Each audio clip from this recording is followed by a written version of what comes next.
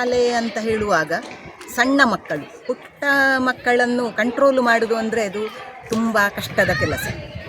ತುಂಬ ನಮಗೆ ತಾಳ್ಮೆ ಬೇಕಾಗ್ತದೆ. ಹಾಗಿರುವಾಗ ನನಗೆ ಮೊದಲಿಗೆ ತುಂಬ ಕಷ್ಟ ಅಂತ ಅನಿಸ್ತಿತ್ತು. ಕ್ರಮೇಣ ಹಂತ ಹಂತವಾಗಿ ನಾನು ಈ ಮಕ್ಕಳಿಗೆ ಹೊಂದಿಕೊಂಡೆ, ಮಕ್ಕಳು ನನಗೂ ಹೊಂದಿಕೊಂಡರು. ಹಾಗೆ ಮತ್ತೆ ನನಗೆ ಮಕ್ಕಳನ್ನು ಬಿಟ್ಟು ಮನೆಗೆ ಹೋದರೆ ಮಕ್ಕಳನ್ನೇ ಕಾಣ್ತಾ ಇತ್ತು. ಅಷ್ಟು ಪ್ರೀತಿ ಮಕ್ಕಳೊಂದಿಗೆ ನನ್ನ ಬಾಂಧವ್ಯ ಏರ್ಪಟ್ಟಿತು. ಈಗಲೂ ಹಾಗೆ ಮಕ್ಕಳು ಎಲ್ಲಿ ಕಂಡರೂ ನನ್ನನ್ನು ಗುರುತಿಸ್ತಾರೆ. ಅದೇ ಸಣ್ಣ ಮಕ್ಕಳು ದೊಡ್ಡವರಾಗಿ ಉದ್ಯೋಗ ಹಿಡಿದು ಎಲ್ಲಿಯಾದರೂ ಫಂಕ್ಷನ್ನಲ್ಲಿಯೋ ಅಥವಾ ಇತರ ಪಬ್ಲಿಕ್ ಪ್ರದೇಶಗಳಲ್ಲಿ ಕಂಡರೂ ಕೂಡ ನಮಸ್ತೆ ಹೇಳಿ ನನ್ನನ್ನು ಗುರುತಿಸಿಕೊಂಡಾಗ ನನಗೆ ಆಗುವ ಸಂತೋಷ ಅಷ್ಟಿಷ್ಟಲ್ಲ. ಇದು ಸಣ್ಣ ಮಕ್ಕಳ ಒಂದು ಪ್ರತ್ಯೇಕತೆ. ಸಣ್ಣ ಮಕ್ಕಳಲ್ಲಿ ಸ್ವಾರ್ಥ ಎಂಬುದು ಇಲ್ಲ, ನಿಸ್ವಾರ್ಥ ಪ್ರೀತಿ. ಆ ನಿಸ್ವಾರ್ಥ ಪ್ರೀತಿ ಅಂದರೆ ಅದು ದೇವರ ಪ್ರೀತಿ ಅಂತಲೇ ನಾನು ನೆನೆಸ್ತೇನೆ. ಹೀಗಿರುವಾಗ ನನಗೆ ಈ ಸಂಸ್ಥೆಯಲ್ಲಿ ಇಷ್ಟು ವರ್ಷಗಳ ಕಾಲ ಕಳೆದದ್ದೇ ಗೊತ್ತಾಗಲಿಲ್ಲ. ಇಂಥ ಒಂದು ಒಳ್ಳೆಯ ಅನುಭವ. ಶಿಕ್ಷಕ ವೃತ್ತಿ ಅಂದರೆ ಅದು ಒಂದು ಉತ್ತಮ ವೃತ್ತಿ, ಶ್ರೇಷ್ಠ ವೃತ್ತಿ ಅಂತ ನಾನು ಈ ಸಂದರ್ಭದಲ್ಲಿ ಹೇಳಬಯಸ್ತೇನೆ. ಇಷ್ಟು ದಿವಸದ ಈ ಸುದೀರ್ಘ ಸೇವೆಯನ್ನು ಸಂಪೂರ್ಣಗೊಳಿಸಲು ನನಗೆ ಸಹಕಾರ ಕೊಟ್ಟಂತಹ ನನ್ನ ಸಹೋದ್ಯೋಗಿ ಬಂಧುಗಳಿಗೂ, ನನ್ನ ಆತ್ಮೀಯ ಹೆತ್ತವರಿಗೂ, ಪ್ರೀತಿಯ ಪುಟಾಣಿ ಮಕ್ಕಳಿಗೂ, ವ್ಯವಸ್ಥಾಪಕರಿಗೂ ಹಾಗೂ ಪರೋಕ್ಷವಾಗಿಯೂ ಪ್ರತ್ಯಕ್ಷವಾಗಿಯೂ ಸಹಕರಿಸಿದಂತಹ ಎಲ್ಲ ಹಿತೈಷಿಗಳಿಗೂ ನಾನು ಸದಾ ಚಿರಋಣಿಯಾಗಿರುತ್ತೇನೆ. ಆಮೇಲೆ ಇಷ್ಟು ಸಮಯದ ಈ ಕೆಲಸದಲ್ಲಿ, ಶಿಕ್ಷಣದಲ್ಲಿ, ಶಿಕ್ಷಕ ವೃತ್ತಿಯಲ್ಲಿ ಸುಖ ದುಃಖ, ನೋವು ನಲಿವು, ಏಳು ಬೀಳುಗಳು ಸಹಜ ಇರುವುದಂತೂ ಸಹಜ. ಆದರೆ ಕೊನೆಯ ಹಂತದಲ್ಲಿ ಈಗ ಈ ಸಂಸ್ಥೆಯನ್ನು ಬಿಟ್ಟು ಹೋಗುವ ಈ ಸಂದರ್ಭದಲ್ಲಿ ನನಗೆ ಸಂಪೂರ್ಣ ತೃಪ್ತಿ ಇದೆ, ಸಂಪೂರ್ಣ ಆತ್ಮತೃಪ್ತಿ ಇದೆ.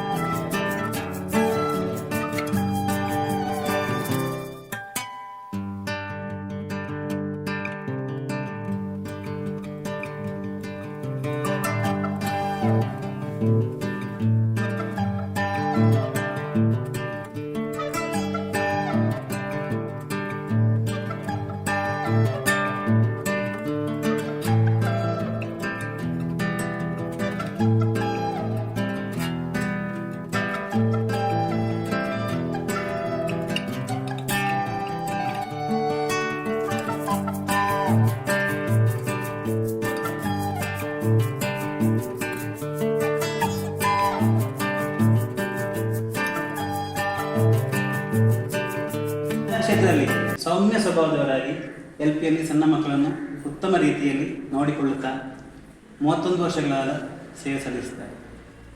ಇಂಥ ಟೀಚರು ನಮ್ಮನ್ನು ಬಿಟ್ಟು ಹೋಗುವುದು ನಮ್ಮ ಶಾಲೆಗೆ ಒಂದು ತುಂಬಲಾರದ ನಷ್ಟ ಆಗಿದೆ. ಮಹಾಜನ ವಿದ್ಯಾಸಂಸ್ಥೆಗಳ ವತಿಯಿಂದ ಪ್ರೀತಿಪೂರ್ವಕವಾಗಿ ಅರ್ಪಿಸುವ ಸನ್ಮಾನ ಪತ್ರ. ಮಾನ್ಯರೇ, 31 ವರ್ಷಗಳ ಅಧ್ಯಾಪನ ವೃತ್ತಿಗೆ ಮಂಗಳ ಹಾಡಿ ನಿವೃತ್ತಿ ಜೀವನದ ಕಡೆಗೆ ಸಾಗುತ್ತಿರುವ ನಿಮಗೆ ಪೂರ್ವ ವಂದನೆಗಳು.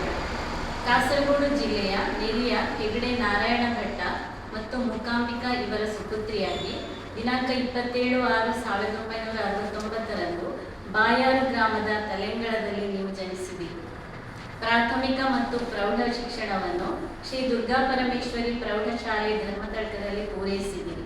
ವಿಟ್ಲ ಪದವಿ ಪೂರ್ವ ಕಾಲೇಜಿನಲ್ಲಿ ಪದವಿ ಪೂರ್ವ ಶಿಕ್ಷಣವನ್ನು ಪೂರೈಸಿ 1990ರಲ್ಲಿ ಮಾಯಿಪಾಡಿಯ ಅಧ್ಯಾಪಕ ತರಬೇತಿ ಕೇಂದ್ರದಲ್ಲಿ ಅಧ್ಯಾಪಕ ತರಬೇತಿಯನ್ನು ಪಡೆದಿದ್ದೀರಿ.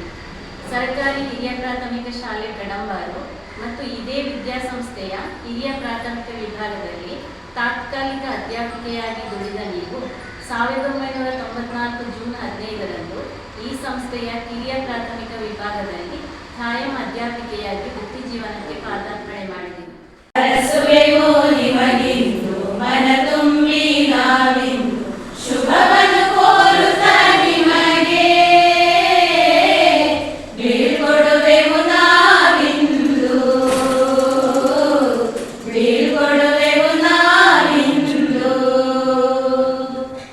ಸರಳತೆಯೇ ನಿಮ್ಮ ಗುಣ, ತಾಳ್ಮೆಯೇ ನಿಮ್ಮ ತನ, ಸೌಜನ್ಯದ ಮೂರ್ತಿ ನೀವು, ಔದಾರ್ಯದ ಗಣಿಯು ನೀವು, ಔದಾರ್ಯದ ಗಣಿಯು ನೀವು. ಸಂಸ್ಥೆಯಲ್ಲಿ ಅವರು ಸೇವೆಗೆ ಸೇರಿ 31 ವರ್ಷ ಅವರ ಸೇವೆಯನ್ನು ನಿರಂತರ ನಿರ್ವಹಿಸಿ ಇದೀಗ ಅವರು ನಿವೃತ್ತಿ ಜೀವನಕ್ಕೆ ಅಡಿಯಿರಲು ತಯಾರಾಗಿದ್ದಾರೆ. ಬರುವ ಜೂನ್ 1 ಅವರಿಗೆ ಶಾಲೆಯಲ್ಲಿ ಪ್ರವೇಶ ಆಗಿರ್ತದೆ. ಮೇ 31ಕ್ಕೆ ಅವರು ರಿಟೈರ್ ಆಗ್ತಾರೆ. ಸೊ ಇಷ್ಟು ವರ್ಷ ಅವರಿಗೆ ಜೂನ್ 1 ಅಂತ ಹೇಳುವಾಗ ಹೊರಡಬೇಕು ಶಾಲೆಗೆ ಅಂತ ಹೇಳುವಂಥ ಒತ್ತಡದಲ್ಲಿದ್ದವರು ನಾವು ಒತ್ತಡದಿಂದ ವಿಮುಕ್ತರಾಗ್ತಾರೆ. ಆದರೆ ಅವರು ಈ ಸಂಸ್ಥೆಯಲ್ಲಿ ನಿರಂತರ ಮಾಡಿದಂಥ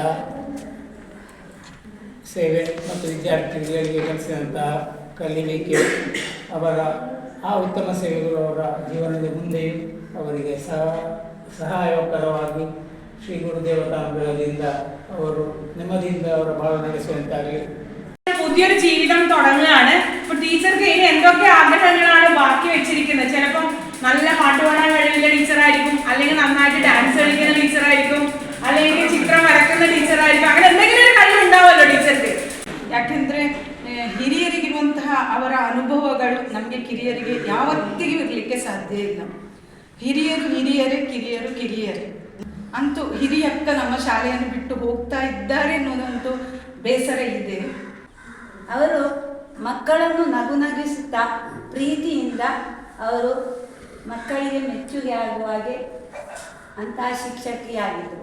1996ರಲ್ಲಿ ನಾನು LP ಶಾಲೆಗೆ ನನ್ನ ವೃತ್ತಿಯನ್ನು ಪ್ರಾರಂಭಿಸಿದೆ. ಕೈಯಲ್ಲೊಂದು ಕಟ್ಟಿಗೆ, ಕಾಲೆರಡು ಸೊಟ್ಟಗೆ, ಸೊಂಟವಿಲ್ಲ ನೆಟ್ಟಗೆ, ಅಜ್ಜಿ ಬರುವಳ ಹಟ್ಟಿಗೆ. ಈ ಒಂದು ಪದ್ಯವನ್ನು ಟೀಚರು ಮಕ್ಕಳಿಗೆ ಅಭಿನಯ ಗೀತೆಯಾಗಿ ಹಾಡಿಸಿದ್ದಾರೆ. ಮತ್ತೆ ಅವರನ್ನು ಕಾಣುವಾಗ ಒಂದು ನಮಸ್ಕಾರ ಕೊಡೋದು ಮಾತ್ರ, ಮಾತಾಡ್ಲಿಕ್ಕೆಲ್ಲ ಇಲ್ಲ. ಮಿತ ಭಾಷೆ ಅಂತ ಹೇಳಿದ್ರಲ್ಲ ಈಗ, ಅದು ಖಂಡಿತ ಹೌದು. ಹೆಚ್ಚು ಮಾತಾಡ್ಲಿಕ್ಕಿಲ್ಲ, ನಮಸ್ಕಾರ ಮಾತ್ರ. ಮತ್ತೆ ಆ ಕಡೆ ಈ ಕಡೆ ಹೋಗುದು ಬರುತ್ತೆ. ಬಹಳ ಸೌಮ್ಯ ಸ್ವಭಾವ, ಅದರಲ್ಲಿ ಗೊತ್ತಾಗ್ತದೆ. ಅವರ ಬಗ್ಗೆ ಹೇಳಲಿಕ್ಕಿರುವಂಥದ್ದು, ಅವರಲ್ಲಿ ಇಷ್ಟವಾದ ಗುಣ ಹೇಳಿದರೆ ಸರಳತೆ. ಸ್ಟಾರ್ಟಿಂಗ್ ನನಗೆ ಇಲ್ಲಿಗೆ ಬಂದಾಗ 3 ವರ್ಷ ಆಯಿತು ನಾನು ಇಲ್ಲಿ ಜಾಯ್ನ್ ಆಗಿ. ಈಗ ಸ್ಟಾರ್ಟಿಂಗ್ ಬಂದಾಗ ನನಗೆ ಅವರು ಒಂಥರ ಏನೋ ಆಡ್ ಕಾಣ್ತಿದ್ರು, ಅಂದರೆ ಒಂಥರ ಮಿಂಗಲ್ ಆಗದ ಹಾಗೆ ಕಾಣ್ತಾ ಇದ್ದರು. ಆದರೆ ಮತ್ತೆ ನಾನು ಅವರ ಗುಣವನ್ನು ಅರ್ಥ ಮಾಡಿಕೊಂಡಿದ್ದೆ. ಅವರ ಸರಳತೆಯೇ ಏನು ಅವರ ಇಂಪಾರ್ಟೆಂಟ್ ಅಂತ ಹೇಳ್ಬೋದು. ಎದ್ದು ಕಾಣುವಂಥದ್ದು ಅವರ ಸರಳತೆ.